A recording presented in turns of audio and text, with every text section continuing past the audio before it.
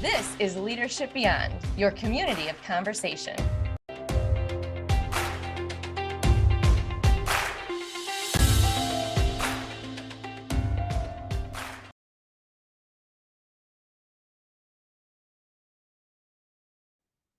Welcome, community. We're going to take a look at the People Strategy Power Hour. And we're going to begin with a short clip from an interview we did with Dot Proux, where she helped us to clarify how we use the term people first and how we leverage this philosophy to drive business results. Then we'll show you the platform in action and invite you to explore how to bring this energy to your team through the People Strategy Power Hour experience. People first isn't just the right thing, it's your strategic advantage.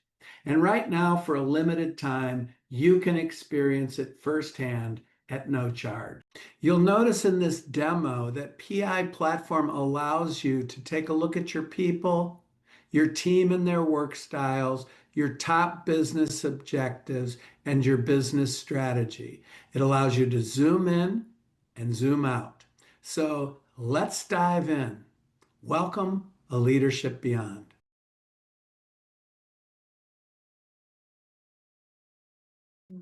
Yeah, you guys are like puzzle pieces that fit together. Yeah.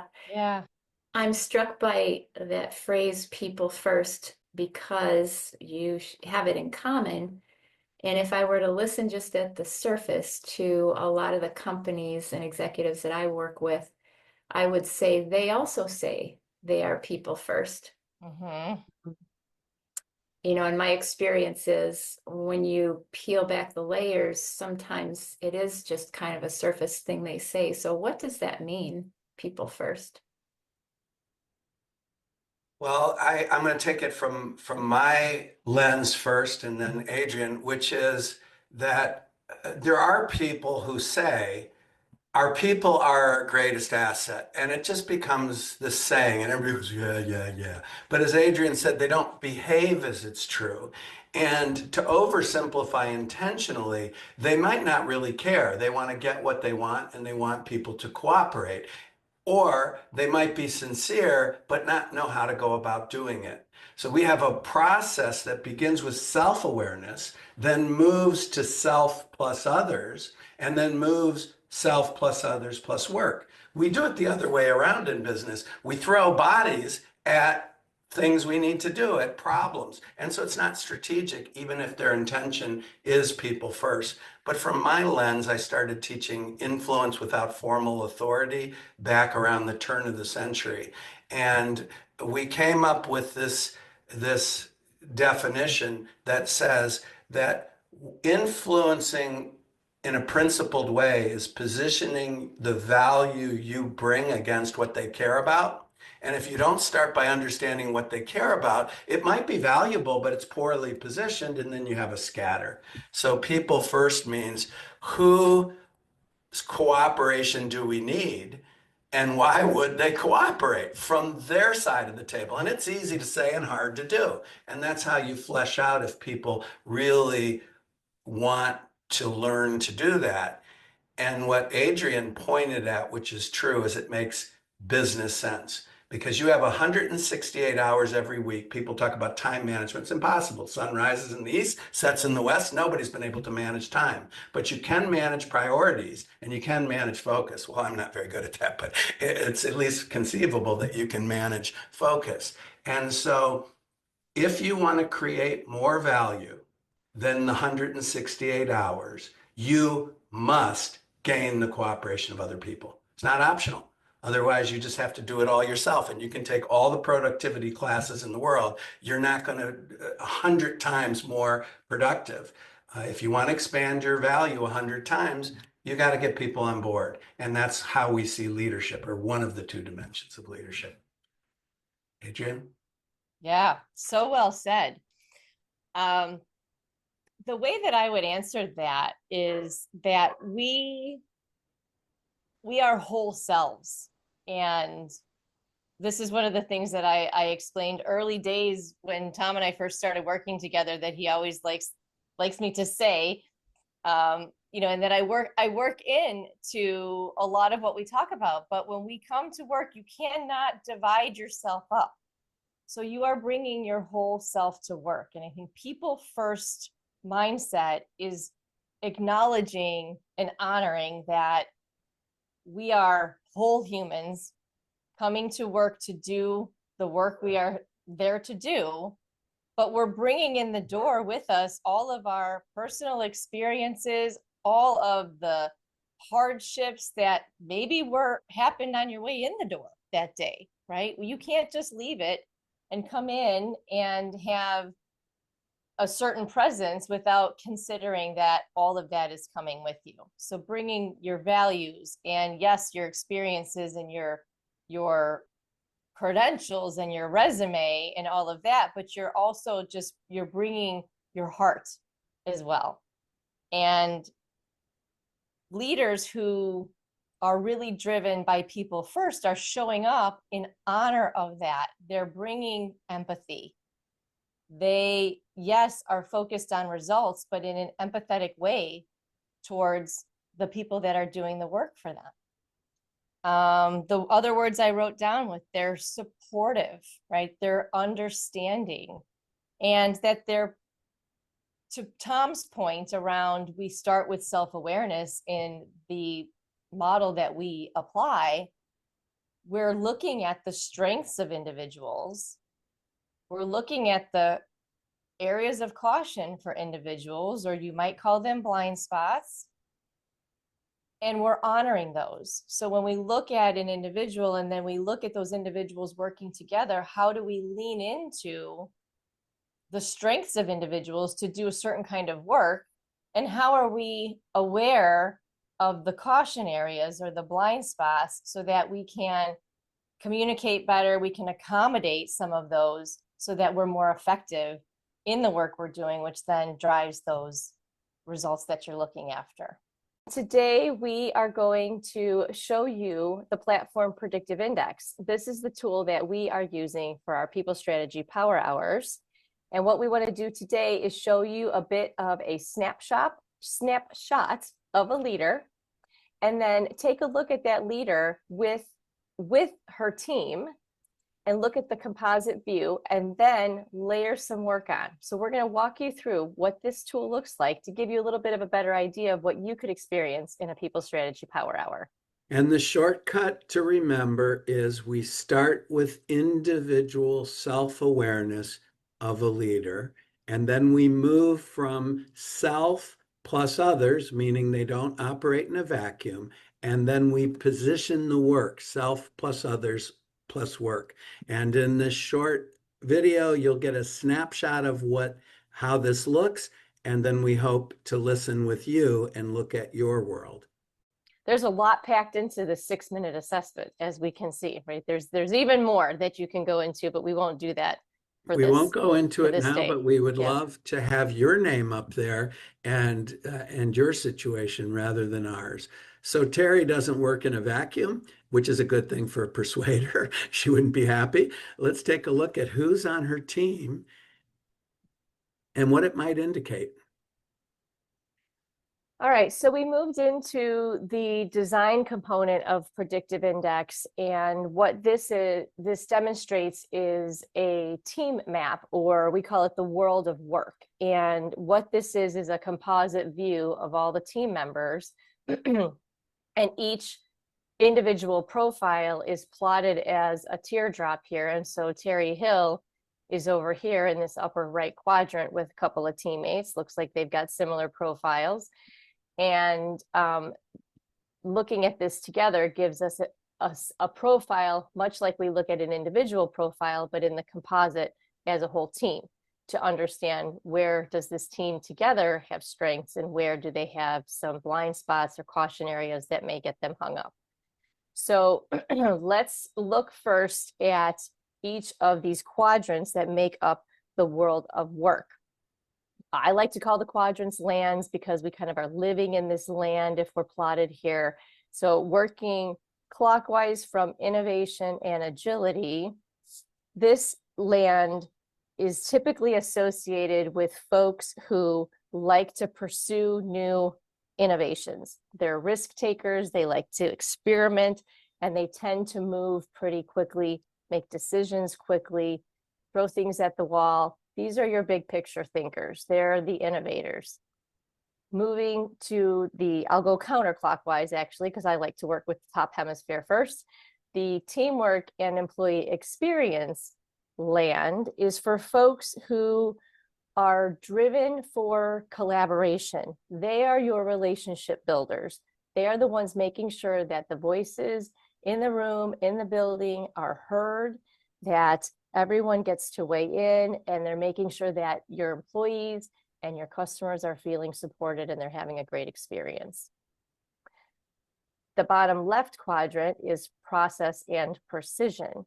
These folks are typically associated with the analytical decision making. So they're focused on how are we going to get things done most efficiently? What's the best way for us to tackle this goal?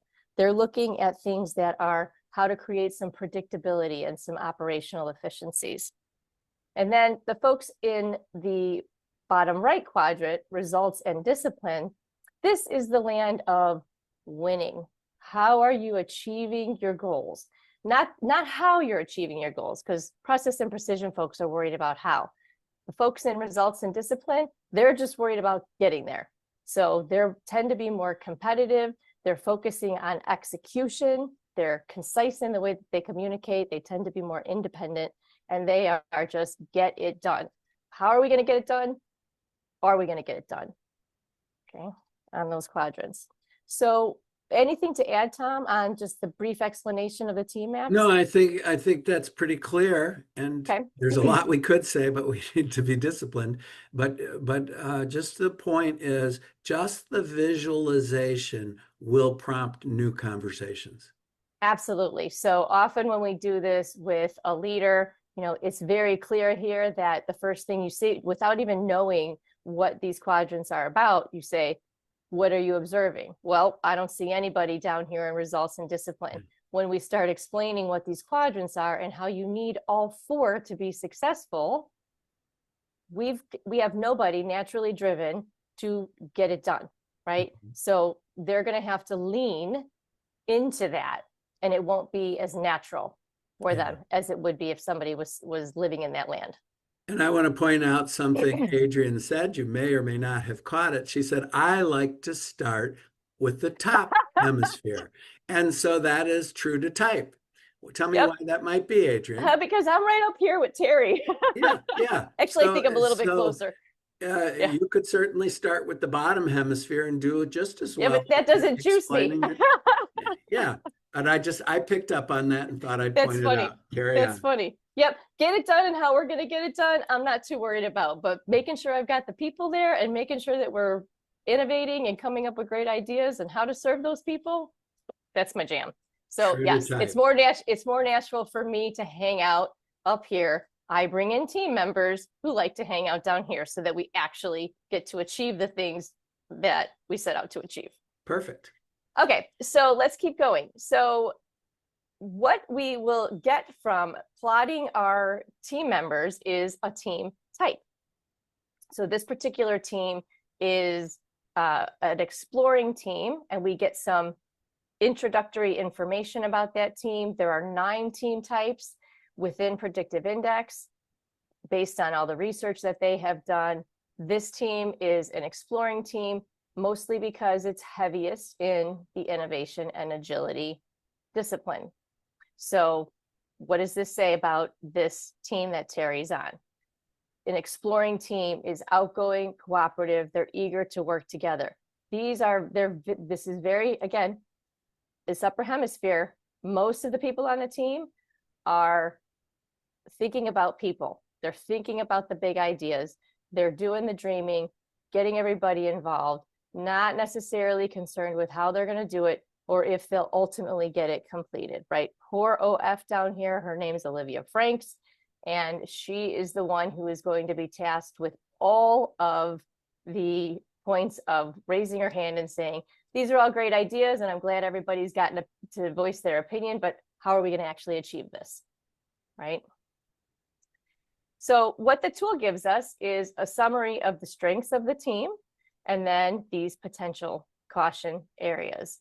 Anything to elaborate specifically on these before we move into Nothing the to work? elaborate, just something to underline, and you're going to see in a moment, but I'm going to give you a precursor.